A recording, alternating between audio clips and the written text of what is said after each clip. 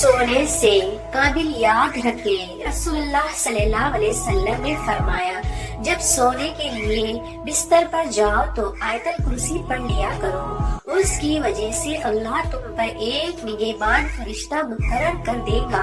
اور شیطان صبح تک تمہارے قریب نہ آ سکے گا۔ رسول اللہ صلی اللہ علیہ وسلم نے فرمایا اللہ نے کوئی چیز اتنی توجہ سے نہیں سنی جتنی توجہ سے اس نے نبی کریم صلی اللہ علیہ وسلم کا قرآن بہترین آواز کے ساتھ پڑھتے ہوئے سنا ہے۔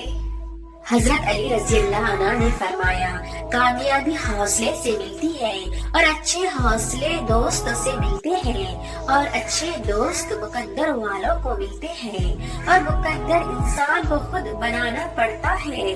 الحمدللہ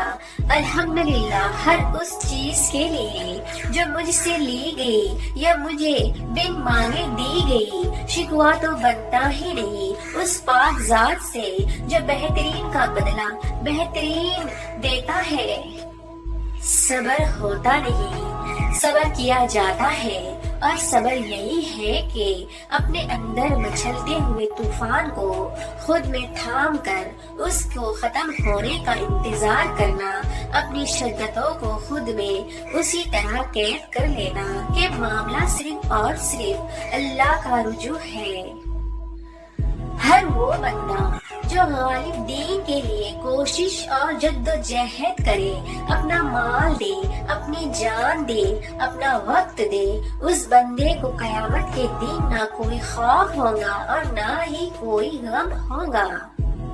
جب شوہر سے لڑائی ہو یا بدگمانی پیدا ہو تو سوچے اگر یہ میری زندگی سے نکل جائے تو کیا میری زندگی خوبصورت ہو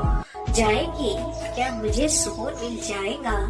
اگر نہیں تو درگزر کا معاملہ کریں۔